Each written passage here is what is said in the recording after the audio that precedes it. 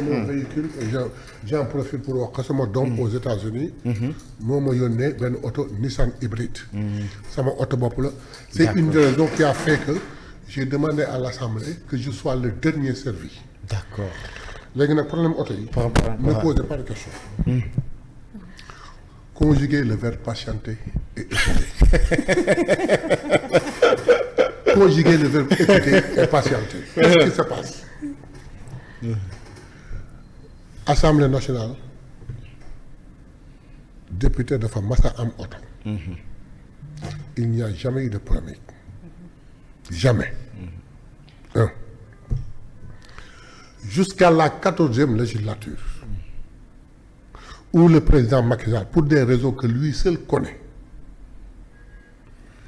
fexe na ba Assemblée nationale wax ni duma jënd oto mais je donne à chaque député 900 000 d'indemnité de transport loolu mooy régir moo am ba tey 15e législature ñëw en décembre on nous paye nos indemnités de transport de janvier 2025 à décembre 2025 à janvier 2026 aucun député n'a reçu une indemnité de transport. Les 900 000. Le président El Malick Ndiaye nous a présenté ses excuses hier en disant j'ai abusé. J'ai abusé.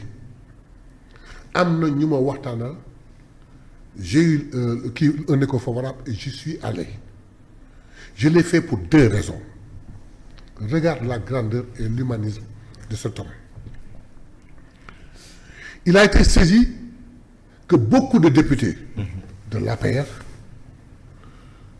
de l'opposition, comme du parti de qui, PASTEF, tout de la politique, banques yi ñu ngi leen xoj bay nangu seen kër. Pourquoi? Parce que 900 000 banques boo ko yóbbu ñu lebal la ñu jënd oto ensuite il a eu un compte rendu comme quoi ñu jëloon 80% oto yëpp bu ci daw 8 mois panne na mu jël que un fait banque yaa ngi leen di xoj 2 faits mais c'est des députés c'est des gens qui ont servi le peuple fekk na ñu bàyyil ko budget pour oto moom en tant que président mu ne du ma def lu ñaaw jëlal nga dolli ma ci lii nga lijjantil ma banque yi ñu may ñi jàmm antan naa ma xool nu may def humanisme mais est-ce que samay député yi dama leen di bàyyi ñu subir le même sort non je confisque leur kii seen indemnité de transport su ma ko confisqué ma dem ubbi benn marché l'Assemblée ne marche pas comme elle marchait hein et kii kaay ma jox la marché bi kii kaay ma non am na fa benn appel d'offre benn service de régulation des marchés DCR ñu def marché bi ki ko war a gagné ko mu ni ko ñetti fay même su ma jëndoon indemnité de transport député yépp pendant 1 an mënuma la fay en 1 an donc seen indemnité pendant 1 an dama la koy jox avance l'année suivante ma jël indemnité delloo la ko année bi si toppaat ma jël je te paye en 3 ans il le paye avec l'argent des députés yamul foofu mu leen il a acheté avec l'argent des députés yamul foofu mu leen vous vous chargez d'abord de l'entretien et vous vous chargez vous-même de l'assurance man ce que je veux c'est que mënatuma toog gaare oto ñëw toog député wàcc ak taxi wala wàcc ak Jakarta le député mënu toog fi du lundi au vendredi di jël transport pour comment di dem Saraya wala Salamata bu fa demee di jël Jakarta pour faire le tour du département je veux des voitures robustes qui leur permettra de faire leur travail sans distinction de parti ana coow bi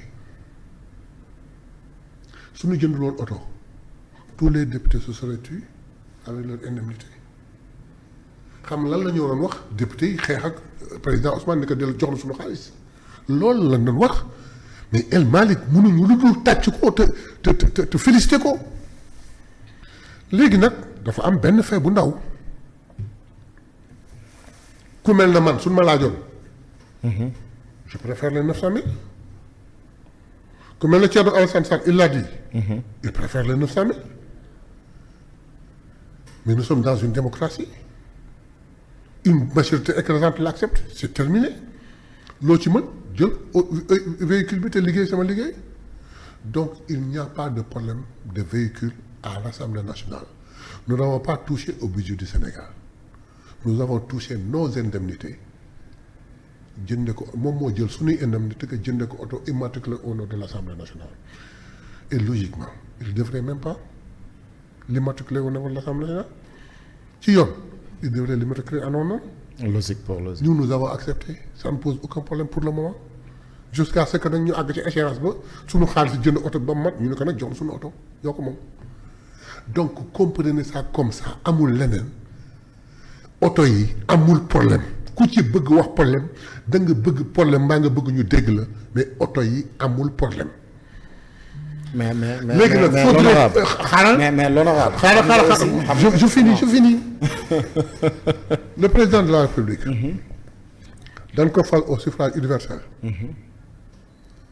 dëkkal ko di ko nourrir di ko loger di ko blanchir jox ko oto jox ko avion de commandement jox koy garde-corps de tout ce qui est nécessaire c'est nécessaire c'est normal lui qui est élu il nomme je dis bien il nomme koo xam ni mën nañ ko dégommer comme il veut un premier ministre oto kër garde-corps et consorts il nomme des ministres oto kër garde-corps il nomme des directeurs oto il nomme on élit des maires qui avec leur maigre budget am ay oto de luxe le député si le président aujourd'hui était dans l'impossibilité de continuer son pouvoir c'est un député qui sera président de la République ñu bëgg misérabiliser au point où mérité wul oto vous vous rendez compte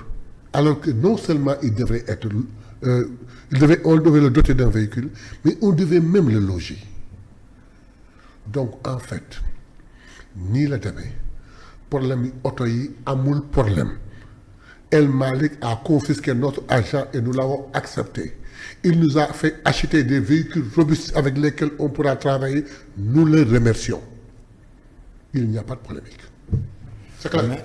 mais xam nga honorable dégg naa la déglu naa li nga wax xam nga wax nga ne il n'y a pas de problème sama turandoo moom El Malick Ndiaye moom nee na amul zone d'ombre ci marché bi mais dafa am ay questions principales yoo xamante ne ba tey des na leer mooy boo ñëwee nga ne damay woote transparence kenn waxul député warul am oto kenn waxul député warul am oto bu rafet wala oto bu yànj xam nga histoire de 50 millions lañ ko jëndeeg yooyu loolu yëpp xewoon na fi mais tey jàpp naa ne question boobu c'est un peu dépassé mais tey bu député waree am oto d'accord war na am oto dans une situation financière catastrophique comme nuñ ko waxee même si que tey seen xaalis la ñu jëndee oto yi tey ce que les Sénégalais attendaient de l'Assemblée nationale mooy Mayaba Mbaye ñëw en tant que député mu ne man nee nañ Macky Sall 900 000 la doon joxe donte 900 000 la doon joxe comme indemnité bon ak réew mi fi mu toll comme 4e sous-sol la matt bi dafa tooy ñun nañu bàyyi 400 000 sax ñu jël 500 000 yi mais tey gisuñu député yi taxawaay boobu. c'est ce que le peuple attend. oui c'est ce que le peuple attend. nous ne le ferons pas. oui c'est ça c'est ce que le peuple attend. nous ne le ferons non attendez. il faut que ça soit clair. si c'est que le peuple attend. nous ne le ferons pas. parce que dañu ne wàññi train de vie wu. attendez ça c'est pas du wàññi train de vie. c'est empêcher le député de faire son travail correctement. c'est pas du kii wàññi train de vie de l'État. xam nga lan mooy wàññi train de vie de l'État. à l'Assemblée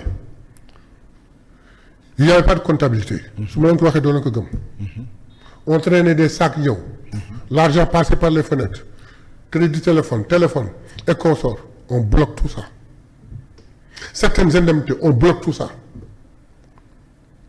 député yu jëkk yi xam nga lu ñuy wax dundu leen vous êtes misérable léegi leen 900 000 kon doon comme transport imaginez que dans un mois que le gars war a def 35 000 francs 35 000 par jour pour arrêt à Goudiri.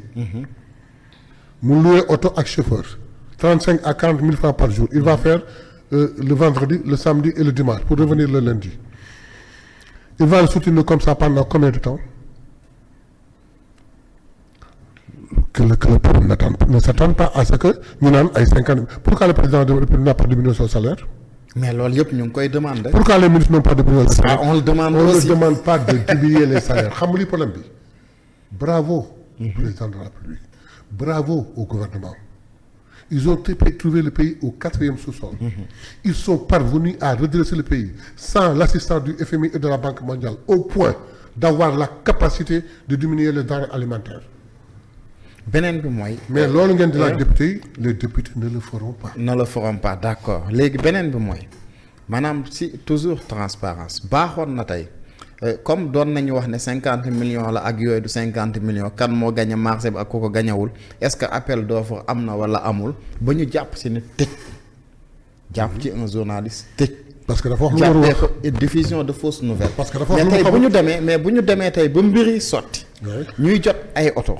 te ba tey waxuñu aussi les sénégalais tey concessionnaire bi kan la oto yi prix unitaire bi ak prix global bi lan la loolu yëpp aussi dafay poser problème ci transparence concessionnaire bi yow yaa xamul kan la ensuite dégluwoo démb le discours de El Malick. Le marché n'est pas totalement conclu. Parce que il y a eu beaucoup de retard qui ont fait que le monde mais le député qui a parlé. damay jàpp di ma ne yàq moo ko tax a jóg. Thierno Alassane Sall. yàq moo ko tax a jóg. commission. de vérification de la comptabilité publique de l'Assemblée nationale. moom mi ngi bokk ci commission boobu. du contrôle de la comptabilité. commission du contrôle de la comptabilité. et du budget de l'Assemblée nationale. mais mi ngi bokk ci commission boobu. en tant que membre de cette commission. na génne biram rek waa ko dem ci questeur. ni que je veux un dossier complet sur kii dama ciy génn dama ciy communiquer. il est tenu de lui donner elle est tenue de lui donner tout ce qu'elle veut. na dem demande président assemblée nationale sur les véhicules. j'aimerais nga jox ma ci tout l'ensemble des données damay génn damay communiquer de force da ko koy jox. il vous promet rapidement le temps ñu boucler affaire bi. bu jaree sax cette commission des marchés va sortir et faire une conférence de presse. pour vous élucider tout il n'y a aucun problème dans les. donc on doit encore patienter. ay yàqkat ñoo bëggoon yàq. et atteindre El Malick voilà li ma leen xam nga déjà. y a des gens yoo xam tey li ma expliqué dina leen jaaxal. xamewuñ ko sax noonu. donc El Malick. tout ce qu'on peut si wàllu oto yi. il leen rek la tooñ nañu. parce que du ñëpp ñoo ne woon waaw mais moom wañ na suñu loxo te am la wax accepté. dictature. non c'est pas dictature xam c'est pas une dictature. c'est pour taquiner. voilà mais dama la bu wax ni rek il a dit que il a insisté pour avoir des voitures robustes.